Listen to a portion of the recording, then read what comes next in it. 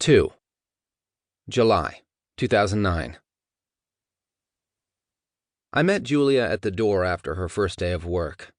I had been anticipating her return home all day.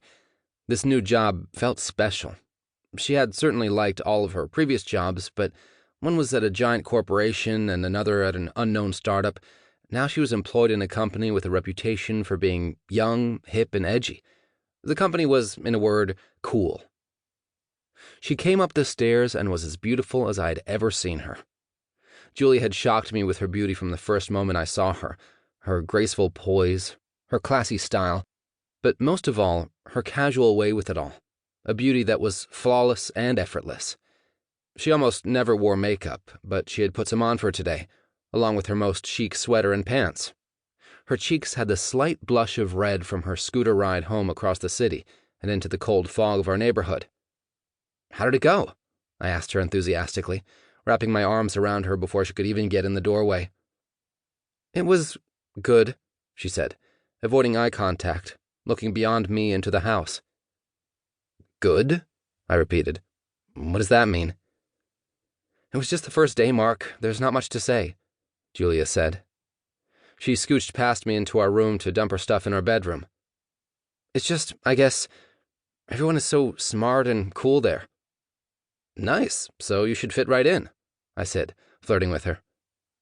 "No, but seriously, they are really smart and really cool." Her voice trailed off. "I hope I can keep up." I had known Giulia for 9 years, and she had always exuded confidence. I could always count on her thriving at work. I'd seen her do so across 4 internships and 2 jobs. She left each one to glowing recommendations and even brighter opportunities. Even though I'd never seen her in a single meeting, I was certain of her work success, more than my own. But this insecurity was new.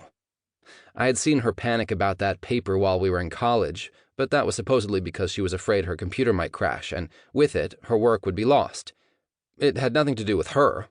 This anxiety expressed itself differently, more personal, as though she were afraid she might not fit in. "Well, it's just the first day," I said. "I'm sure you'll get the hang of it. It'll be great." Giulia went to work, each morning taking a little bit longer to get herself ready, as if the right outfit or hairstyle would help her rediscover her confidence.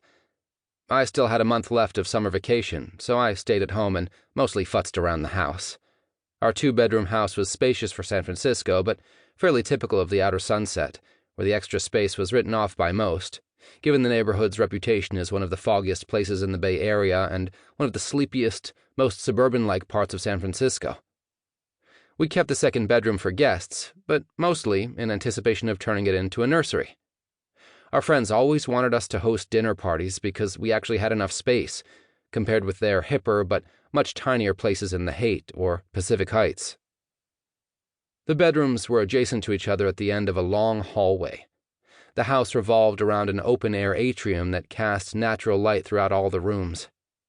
Surrounding the atrium were our living room, dining room, kitchen, and hallway, which had the bedrooms at one end and the front door at the other.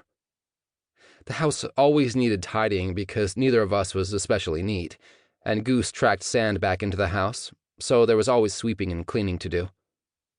Giulia and I talked and texted throughout the day as she struggled to find a sense of place at the new company. She needed me constantly for reassurance. She called one day while I was eating lunch and reading a book. I could immediately hear the uncertainty in her voice.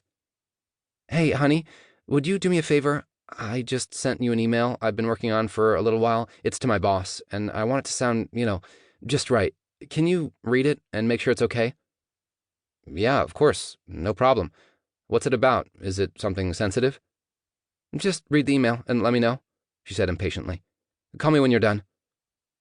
I logged on to my email, found her message, and opened it. "Dear Jill, I wanted to follow up from our meeting about forecasting for the next quarter. As I'm still new to this company and position, I'm struggling a bit to keep up with the assignment. I hope this isn't a problem and that we can find more time to talk about it. Thanks, Giulia." "Did you read it?" Giulia asked hurriedly, in a whisper, when I called her back.